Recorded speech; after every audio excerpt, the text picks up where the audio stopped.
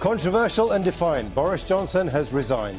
The British Prime Minister clung to power but failed to retain his party's support. Who will replace him?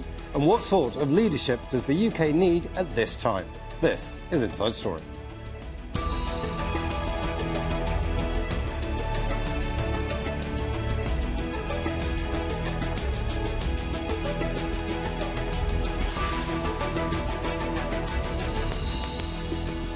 Hello and welcome to the programme. I'm Imran Khan. Boris Johnson's out. The British Prime Minister held on for as long as he could. But a series of scandals, followed by mutiny, and then a domino of resignations had left him with no other choice than to step down from what he calls the best job in the world. For great public services. And to that new leader, I say, whoever he or she may be, I say I will give you as much support as I can. And to you, the British public, I know that there will be many people who are relieved and perhaps quite a few who will also be disappointed. And I want you to know how sad I am to be giving up the best job in the world. But them's the breaks. We'll begin in a moment, but first, Jonah Hull looks back at Boris Johnson's time in office. He did not vote for us. He led his party to a landslide election victory in 2019, but Boris Johnson was to be undone, both by events in which he conspired and also by his own character flaws that critics say made him unfit for high office. Boris Johnson has no social vision. There is no moral leadership. But for him, it was always about becoming Prime Minister, not about being Prime Minister. And I think he knows himself well enough that he knows that he does not have the skills that you need to be a successful Prime Minister. Sonia Purnell was a reporter working alongside Johnson in the Brussels bureau of the Daily Telegraph. She describes a man with a lot of the child in him, who enjoyed getting into and out of scrapes, a man drawn to chaos. And the chaos means that he can sort of emerge through all these things going wrong, all this noise, all this commotion as the person with the great idea or the witticism. And that is what appeals to him. For Boris Johnson, the coronavirus pandemic was a perfect storm of crises and chaos that blew attention away from other problems. Despite his promise to get Brexit done, Britain remains mired in dispute with its biggest trading partner, the European Union. The economy is underperforming, the cost of living rising, health and education systems faltering. Success with the vaccine programme helped obscure Johnson's own indecision and delays in following scientific advice that contributed to one of the highest death tolls in the developed world. Former Chief Advisor Dominic Cummings described the Prime Minister's leadership as erratic, indecisive, distracted. Nobody could find a way around the problem of the Prime Minister just like a shopping trolley smashing from one side of the aisle into the other.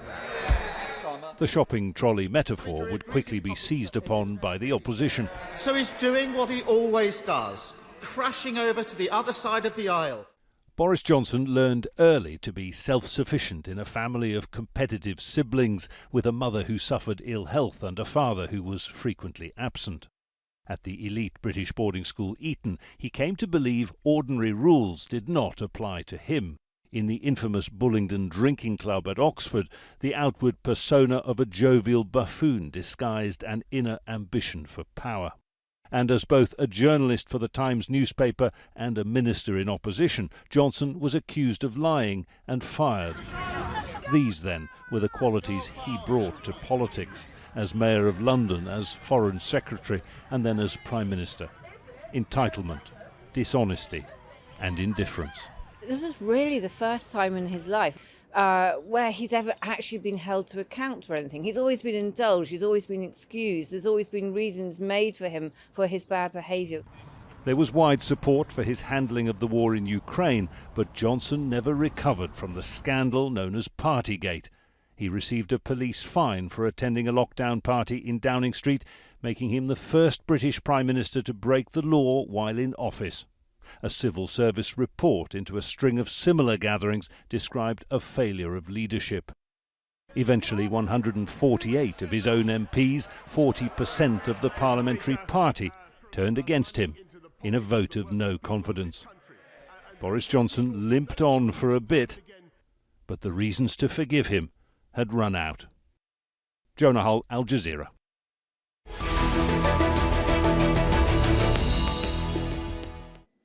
Let's bring in our guest from London, Joanne Nadler. She's a political commentator and a former media advisor for the Conservative Party. From Eastbourne, Tim Bale, a professor of politics at Queen Mary University of London, and also in London, Matthew Goodwin. He's a professor of politics at the University of Kent.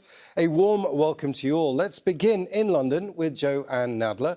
Is this the end of one of the most chaotic premierships of recent history? Well, approaching that question absolutely technically, it isn't quite the end because we still don't know, sitting here this afternoon, quite exactly what Mr. Johnson's plans are for the next 2 or 3 months. We know he intends to stay on effectively in a caretaker role in his own position as PM, but we don't really know whether the Conservative Party is going to move against him and try and bring about a quicker demise, a quicker exit from Downing Street. But as to your point about a chaotic period, I think this has been an exceptionally chaotic period.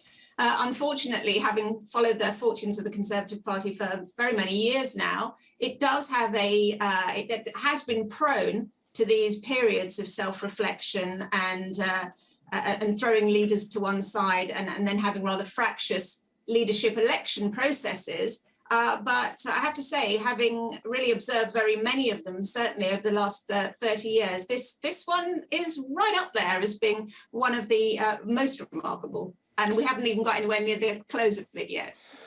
Tim Bale in Eastbourne, two things seem to be happening simultaneously here. One is Boris Johnson buying himself some time by taking on this idea that he could be the caretaker Prime Minister, perhaps even hoping that he might be able to come up with a solution. And let's face it, he's done things like this before where he's come out of sticky situations and come out on top. But there are people within his own party that are gunning for his blood today. Which one do you think will prevail? Well, I don't think Boris Johnson has got any chance of staying on after some kind of caretaker period. I think it's probably more likely than not that he'll be able to stay as a caretaker. I think, though, it's understandable that some people in his party want him to go now. I think the events of the last 48 hours have caused an awful lot of bad blood. The problem for them is exactly how they will be able to do that. He would have to be persuaded to go immediately. And if he's not persuaded to resign immediately himself, it's very difficult to see exactly how they would be able to remove him. They would have to presumably elect some kind of interim leader who the Queen could then appoint as Prime Minister. But that gets the Queen into politics. And I'm not sure that's something the Conservative Party wants to do. So I think if Boris Johnson wants to be caretaker Prime Minister for the next 2 or 3 months, then he's very likely to be able to fulfil that role. How well he'll fill it is another matter. It doesn't seem to be a natural fit for someone who you just want to, as it were, look after the shop while you're getting on with other stuff. Matthew Goodwin, also in London.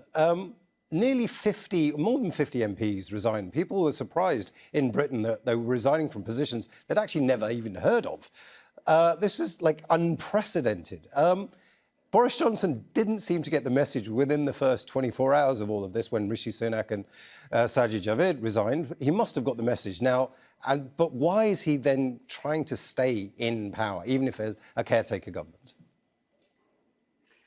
Yeah, well, as an MP said to me this morning, I think one of the things that surprised everybody over the last 48 hours is the extent to which once a sort of chink opened up in Boris Johnson's armour, everybody flooded in to try and take advantage of it. And such was the sentiment within the Conservative Party, the sort of disillusionment and the despair, both at Johnson's leadership, also in their performance in the opinion polls, recent by-election defeats, lack of policy coherence, that a trickle became a flood, and that flood became overwhelming. So Johnson, even in his resignation speech today, clearly feels as though he has been stitched up. He has alluded to what he calls the herd instinct. He feels that the game has been rigged against him, and that many of the MPs really owe their positions to his election victory in 2019. That's his particular view of the current situation. So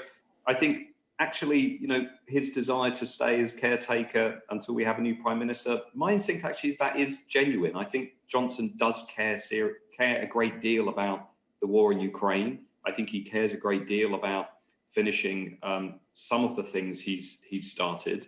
But this is the end. I mean, this is the end of his premiership, and it's been a very turbulent one. It's been a consequential one. It's been a divisive one. It's been an incompetent one. But it's also been really one that will go down in the history books as having a profound impact on the country and its future. Joanne Nadler, I saw you nodding along in agreement there to what Matthew Goodwin was saying. Yes, it may well be the case that Boris Johnson does have certain issues that he does care about. The war in Ukraine was mentioned. But it was a chaotic premiership. He did get into many political scraps, many times. Many of those probably were handled badly. He seemed to be a person that, yes, may have cared about certain issues, but he was much more about the infighting and the scrapping and the political survival that went along with being Prime Minister, rather than actually leading a country. That's what a lot of people have been saying to me today. Do you have any sympathy with that argument? Well, I think when forced onto the back foot, as he so frequently has been, and often because of his own inability to, if you like, confront some of the criticisms in the first instance and be straightforward with the rest of his party and with the general public. I think, yes, he has ended up looking like somebody who's been desperate to preserve his place simply in terms of wanting to exercise political power. And that's not really a good look. I slightly take issue with some of the commentary at the start of this piece when your reporter was summing up his personality. I mean, yes, clearly he's a man who is not in any way a straightforward personality for politics, but that's a lot to do with why he has been very popular. And it goes to the heart of his charisma. I think he was supposed to be the non-politician's politician. Now, to a certain extent, if you elect somebody like that, you don't expect them to be a brilliant executive, if you like. What seems to have gone wrong, and for people like me, I was always, if you like, quite a tentative supporter of Boris Johnson. I thought he was absolutely essential for getting Brexit done. But I did have some concerns about his leadership. However, I was reassured by people who were close to him when he was the mayor of London. But as long as he had the right team around him, the fact that he may be a bit of a dilettante would have been overcome by the fact that he had this sort of strong supportive structure around him. Now, that seems to just not have been there right from the start of his period in Number 10. And so far as it was, we saw, really early on in his leadership, very senior advisors leaving Number 10. And that has not helped him. Tim Bale, Joanne Nadler used the word charisma there. Some would say entitlement might be a better word to describe Boris Johnson. What are your thoughts? Well, there's no doubt that he had a certain appeal for a lot of people, and he won the 2019 election precisely because he appealed to the right people at the right time. It has to be said that if you actually look at Boris Johnson's polling, he was never that popular right across the country, but he was popular where it mattered among the electoral coalition that he managed to build in 2019, particularly in the North and the Midlands, in seats that had often voted Labour before but switched to the Conservatives. I think the problem for him, of course, came when those voters began to tire of him, particularly over Partygate, I think. But also, of course, he, like the government as a whole, has taken a big hit over the economy. We shouldn't get so fixated on the personality of Boris Johnson to think that the problems of the Conservative Party, or indeed his problems, are all to do with any flaws in his personality. They're also to do with the very difficult situation the government is facing when it comes to inflation and indeed a possible recession. So, yes, Boris Johnson, a charismatic politician, no, Boris Johnson didn't always appeal to absolutely everybody in this country. He appealed to the people that the Conservative Party needed him to appeal to back in 2019. But once his reputation among them began to fade, I think it was almost inevitable that his party, which was always rather ambivalent about him, would, as Matthew suggested, turn on him and look for an alternative. Matthew Goodwin, it's almost impossible, and Tim mentioned it there. He does have a force of personality. He has a very strong personality. It's almost impossible to try and divorce that from his role as the leader of the Conservative Party and Prime Minister. His personality almost the reason then for his downfall? Yeah, I mean, Boris Johnson really only has himself to blame for his downfall. He made a number of unforced errors during his premiership. He surrounded himself with, I think, people that didn't bring out the best in his government, in his administration. He made a number of errors during the pandemic. He never really defined key policy planks like levelling up the country.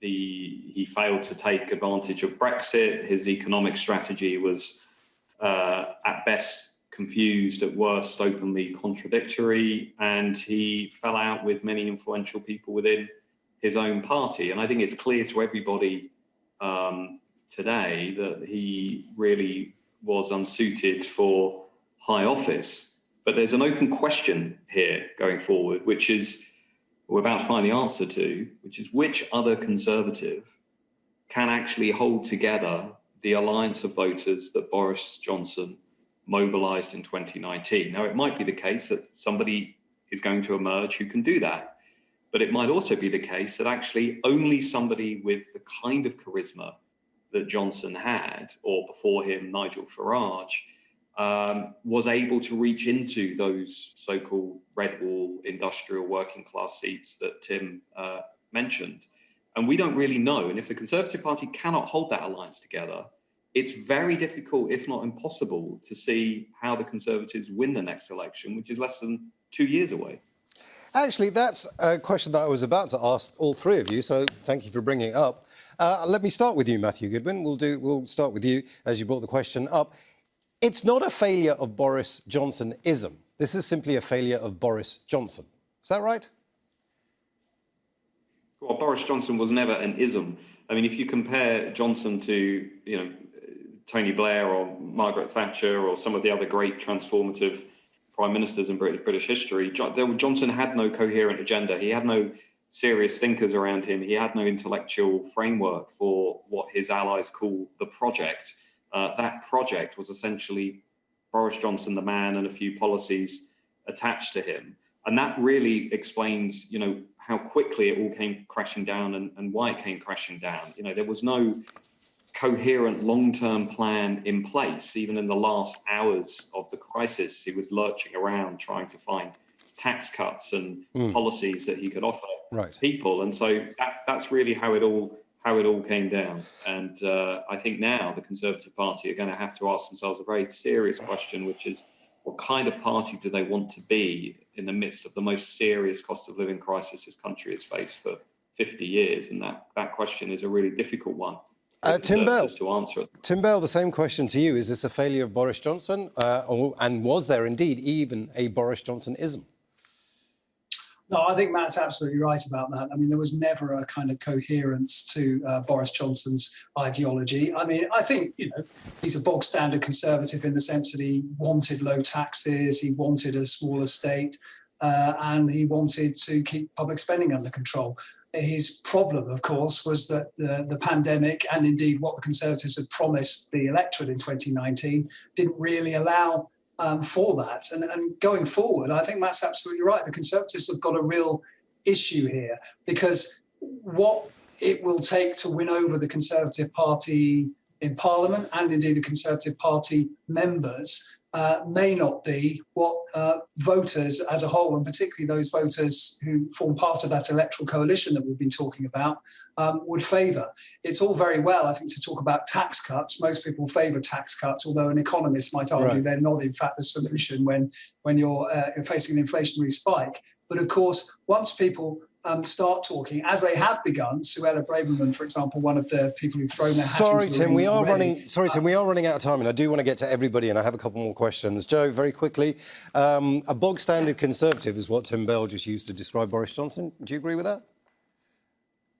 Well, to the extent that being a Conservative doesn't in itself infer a specific ideology. I mean, both the two main parties in Britain, bolstered by our particular electoral system, are big coalitions.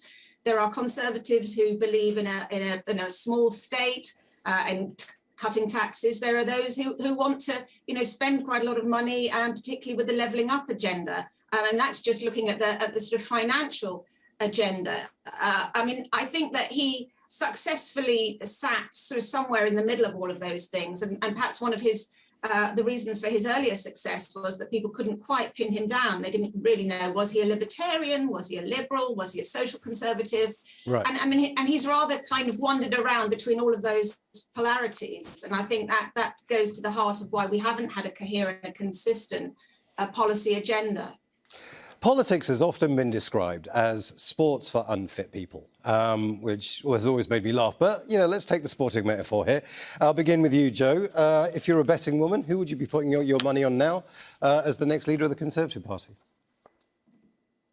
Nadhim Zahawi. I think that often when you look at Conservative leadership elections, not the most obvious candidate, somebody who's able to sort of pull these different factions together is the person that emerges. I think that he has the benefit of having been in favour of Brexit, but he has a very conciliatory sort of personality. And of course, now he holds a major, one of the most major offices, if not after the Prime Minister, he has the most important job in government. So it'll be interesting to see how he dispatches that over the next few weeks. But I mean, there will be very many runners and riders, so it's quite early to make that call. It might be quite early, Tim, but I'm going to ask you anyway. I think it partly depends on who goes through to the membership ballot. I think if MPs can't unite to stop Liz Truss going through, then she has a reasonably good chance because she is quite popular among the membership. I wouldn't altogether either rule out Sajid Javid or Rishi Sunak. Sajid Javid has done most of the big jobs, actually, in government and has proved himself a fairly safe pair of hands. Rishi Sunak was once popular. He might be able to recover that popularity. And what about you, Matthew? I think I'm going to watch closely over the next few days to see what ideas and thoughts they come out with. I see strengths and weaknesses with all of them. I mean, if you take, for example, Rishi Sunak, a lot of Conservative activists would argue, why should they make leader somebody who presided over the biggest tax burden since the 1950s? You look at Sajid Javid, people might say, well, they don't rate what they would see as his disloyalty. You look at Nadhim Zahawi, I think Conservative activists, again, as Tim says, when it goes to the membership, they might not take well to him turning on the Prime Minister, who does remain quite popular among the grassroots. And I think I'm not exactly sure who is going to emerge, but I think the what question, which is what is the type of post-Brexit conservatism that's going to emerge? What's the growth strategy? What's the productivity strategy? What are they going to do on inflation? What are they going to do on Brexit and trade agreements with the rest of the world? These are massive issues, and I can't think of a Prime Minister, maybe with the exception of Margaret Thatcher in '79, who had such a daunting in-tray coming into power. I mean, these are huge issues, all of them. So whoever gets the job, it is in some respects a poisoned chalice. A poisoned chalice that somebody has to take on at some point.